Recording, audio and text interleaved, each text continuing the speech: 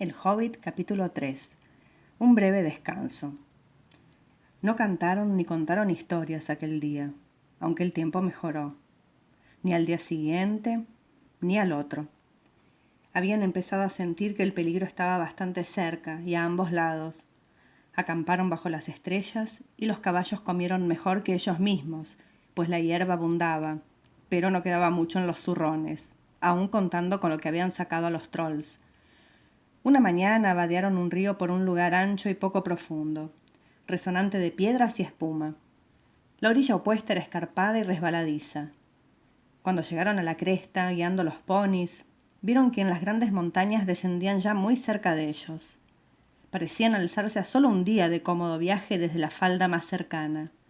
Tenían un aspecto tenebroso y lóbrego, aunque había manchas de sol en las laderas oscuras, y más allá centelleaban las cumbres nevadas. ¿Es aquella la montaña?, preguntó Bilbo con voz solemne, mirándola con asombro.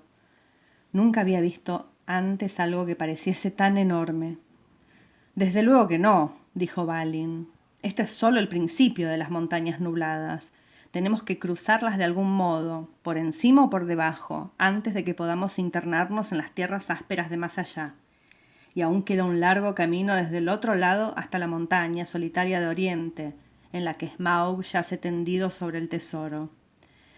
«Oh», dijo Bilbo, y en aquel mismo instante se sintió cansado como nunca hasta entonces. Añoraba una vez más la silla confortable delante del fuego y la salita preferida en el agujero hobbit y el canto de la marmita. «No por última vez». Gandalf encabezaba ahora la marcha. «No nos salgamos del camino o ya nada podrá salvarnos», dijo. «Necesitamos comida, en primer lugar, y descanso con una seguridad razonable. Además, es muy importante internarse en las montañas nubladas por el sendero apropiado, o de lo contrario os perderéis y tendréis que volver y empezar de nuevo por el principio, si llegáis a volver». Le preguntaron hacia dónde estaba conduciéndolos, y él respondió: «Habéis llegado a los límites mismos de las tierras salvajes, como algunos sabéis sin duda. Oculto en algún lugar delante de nosotros está el hermoso valle de Rivendell, donde vive Elrond en la última morada. Le envío un mensaje por mis amigos y nos está esperando». Aquello sonaba agradable y reconfortante, pero no habían llegado aún, y no era tan fácil como parecía encontrar la última morada al oeste de las montañas. No había árboles, valles o colinas que quebrasen el terreno delante de ellos. La vasta pendiente ascendía poco a poco hasta el pie de la montaña más próxima, una ancha tierra descolorida de brezo y piedra rota, con manchas de latigazos de verde de hierbas y verde de musgos que señalaban dónde podía haber agua. Pasó la mañana, llegó la tarde, pero no había señales de que alguien habitara en ese yermo silencioso. La inquietud de todos iba en aumento, pues veían ahora que la casa podía estar oculta casi en cualquier lugar entre ellos y las montañas. Se encontraban de pronto con valles inesperados, estrechos, de paredes escarpadas que se abrían de súbito, y ellos miraban hacia abajo y se sorprendían, pues había árboles y una corriente de agua en el fondo. Algunos desfiladeros casi hubieran podido cruzarlos de un salto, pero en cambio eran muy profundos, y el agua corría por ellos en cascadas. Había gargantas oscuras que no podían cruzarse sin trepar. Había ciénagas.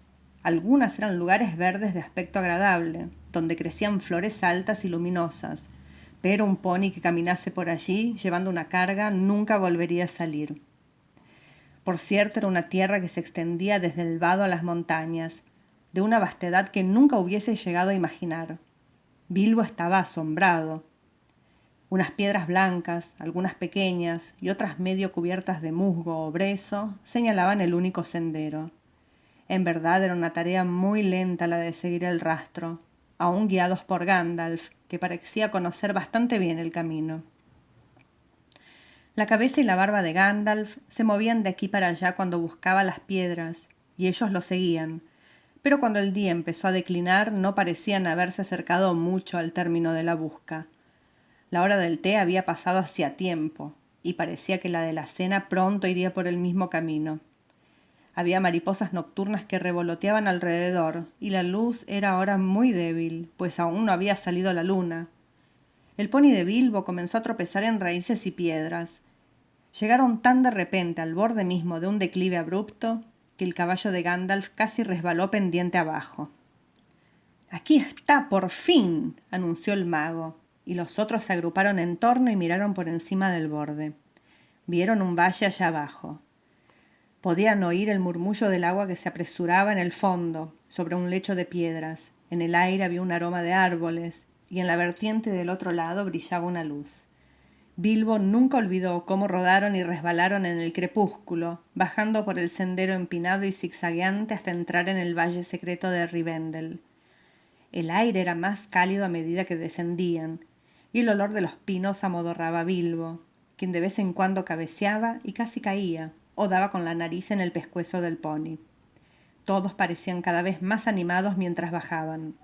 Las hayas y los robles sustituyeron los pinos, y el crepúsculo era como una atmósfera de serenidad y bienestar. El último verde casi había desaparecido de la hierba, cuando llegaron al fin a un claro despejado, no muy por encima de las riberas del arroyo. Huele como a elfos», pensó Bilbo, y levantó los ojos hacia las estrellas. Ardían brillantes y azules. Justo entonces una canción brotó de pronto, como una risa entre los árboles. «Oh, ¿qué hacéis? ¿Y a dónde vais? Hay que errar esos ponis. El río corre. Oh, tralalalaye, aquí abajo en el valle. Oh, ¿qué buscáis? ¿Y a dónde vais? Los leños humean, las tartas se doran. Oh, tralalele, el valle es alegre. Ja, ja. Oh, ¿hacia dónde vais meneando las barbas? No, no, no sabemos qué trae a Bolsón y a Balin y a Dwalin abajo hacia el valle en junio. Ja, ja. Oh, ¿aquí os quedaréis? ¿O enseguida os iréis? Se extravían los ponis. La luz del día muere. Sería malo irse, mucho mejor quedarse y escuchar y atender hasta el fin de la noche nuestro canto. ¡Ja, ja! De esta manera reían y cantaban entre los árboles, y vaya desatino, pensaréis vosotros, supongo. Pero no les importaría nada si se los dijeseis. Se reirían todavía más. Eran elfos, desde luego. Pronto Bilbo empezó a distinguirlos a medida que aumentaba la oscuridad. Le gustaban los elfos, aunque rara vez tropezaba con ellos, pero al mismo tiempo lo asustaban un poco. Los enanos no se llevan bien con aquellas criaturas. Aún enanos bastante simpáticos, como Thorin y sus amigos, pensaban que los elfos eran tontos, un pensamiento muy tonto, por cierto, o se enfadaban con ellos, pues algunos elfos les tomaban el pelo y se reían de los enanos, y sobre todo de sus barbas. «Bueno, bueno», dijo una voz, «miren qué cosa. Bilbo el hobbit en un pony. Cielos, ¿no es delicioso? Maravilla de maravillas». Enseguida se pusieron a corear otra canción, tan ridícula como la que he copiado entera. Al fin uno, un joven alto, salió de los árboles y se inclinó ante Gandalf y Thorin. «Bienvenidos al valle», dijo. «Gracias», dijo Thorin con alguna brusquedad, pero Gandalf había bajado ya del caballo y charlaba alegre entre los elfos. «Te has desviado un poco del camino», dijo el elfo. «Es decir, si quieres ir por el único sendero que cruza el río hacia la casa de más allá. Nosotros te guiaremos, pero sería mejor que fueseis a pie hasta pasar el puente. ¿Te quedarás un rato y cantarás con nosotros o te marcharás enseguida?» «Allá se está preparando la cena», dijo. «Puedo oler el fuego de la leña de la cocina». Cansado como estaba, a Bilbo le hubiese gustado quedarse un rato. El canto de los elfos no es para perdérselo en junio bajo las estrellas, si te interesan esas cosas. También le hubiese gustado tener unas pocas palabras aparte con estas gentes, que parecían saber cómo se llamaba y todo acerca de él, aunque nunca los hubiese visto. Pensaba que la opinión de los elfos sobre la aventura podría ser interesante. Los elfos saben mucho, y es asombroso cómo están enterados de lo que ocurre entre las gentes de la tierra, pues las noticias corren entre ellos tan rápidas como el agua de un río, o tal vez más. Pero los enanos estaban todos de acuerdo en cenar cuanto antes y no quedarse mucho tiempo. Siguieron adelante, guiando los ponis, hasta que llegaron a una buena senda, y así por fin al borde del mismo río. Corría rápido y ruidoso, como un arroyo de la montaña en un atardecer de verano, cuando el sol ha estado iluminando todo el día la nieve de las cumbres. Solo había un puente estrecho de piedra, sin parapeto, tan estrecho que apenas si cabía un pony, y tuvieron que cruzarlo despacio y con cuidado, en fila, llevando cada uno un pony por las riendas. Los elfos habían traído faroles brillantes a la orilla y cantaron una animada canción mientras el grupo iba pasando. «No mojes tu barba con la espuma, padre», le gritaron a Thorin, que de tan encorvado iba casi a gatas. «Ya es bastante larga sin necesidad de que la mojes». «Cuidado con Bilbo, que no se vaya a comer todos los bizcochos», dijeron. «Todavía está demasiado gordo para colarse por el agujero de la cerradura». «Silencio, silencio, buena gente. Y buenas noches», dijo Gandalf, que había llegado último. «Los valles tienen oídos, y algunos elfos tienen lenguas demasiado sueltas. Buenas noches». Y así llegaron por fin a la última morada, y encontraron las puertas abiertas de par en par. Ahora bien, parece extraño, pero las cosas que es bueno tener y los días que se pasan de un modo agradable se cuentan muy pronto y no se les presta demasiada atención. En cambio, las cosas que son incómodas, estremecedoras y aún horribles pueden hacer un buen relato y además lleva tiempo contarlas. Se quedaron muchos días en aquella casa agradable, 14 al menos, y les costó irse. Bilbo se hubiera quedado allí con gusto para siempre, incluso suponiendo que un deseo hubiera podido transportarlo sin problemas directamente de vuelta al agujero Hobbit. No obstante, algo hay que contar sobre esta estancia. El dueño de casa era un amigo de los elfos, una de esas gentes cuyos padres aparecen en cuentos extraños, anteriores al principio de la historia misma, las guerras de los trasgos malvados y los elfos, y los primeros hombres del norte. En los días de nuestro relato, había aún algunas gentes que descendían de los elfos y los héroes del norte, y Elrond, el dueño de la casa, era el jefe de todos ellos. Era tan noble y de facciones tan hermosas como un señor de los elfos, fuerte como un guerrero, sabio como un mago, venerable como un rey de los enanos y benévolo como el estío. Aparece en muchos relatos, pero la parte que desempeña en la historia de la aventura de Bilbo es pequeña, aunque importante, como veréis, si alguna vez llegamos a acabarla. La casa era perfecta tanto para comer o dormir como para trabajar o contar historias, o cantar, o simplemente sentarse y pensar mejor, o una agradable mezcla de todo esto. La perversidad no tenía cabida en aquel valle. Desearía tener tiempo para contaros solo unas pocas de las historias o una o dos de las canciones que se oyeron entonces en aquella casa. Todos los viajeros, incluyendo los ponis, se sintieron refrescados y fortalecidos luego de pasar allí unos pocos días. Les compusieron los vestidos, tanto como las magulladuras, el humor y las esperanzas. Les llenaron las alforjas con comida y provisiones de poco peso, pero fortificantes, buenas para cruzar los desfiladeros. Les aconsejaron bien y corrigieron los planes de la expedición. Así llegó el solsticio de verano y se dispusieron a partir otra vez con los primeros rayos del sol estival. Elrond lo sabía todo sobre runas de cualquier tipo. Aquel día observó las espadas que habían tomado en la guarida de los trolls y comentó: «Esto no es obra de los trolls. Son espadas antiguas, muy antiguas, de los altos elfos del oeste, mis parientes. Están hechas en Gondolin para las guerras de los trasgos. Tienen que haber sido parte del tesoro escondido de un dragón o de un botín de los trasgos, pues los dragones y los trasgos destruyeron esa ciudad hace muchos siglos. En esta Thorin las runas dicen Orcrist, la hendedora de trasgos, en la ancestral lengua de Gondolin. Fue una hoja famosa. Esta, Gandalf, fue Glamdring, martillo de enemigos, que una vez llevó el rey de Gondolin. Guardadlas bien». «¿De dónde las habrían sacado los trolls?», me pregunto, murmuró Thorin mirando su espada con renovado interés. «No sabría decirlo», dijo Elrond, «pero puede suponerse que vuestros trolls habrán saqueado otros botines, o habrán descubierto los restos de viejos robos en alguna cueva de las montañas. He oído que hay quizá todavía tesoros ignotos en las cavernas desiertas de las minas de Moria, desde la guerra de los enanos y los trasgos».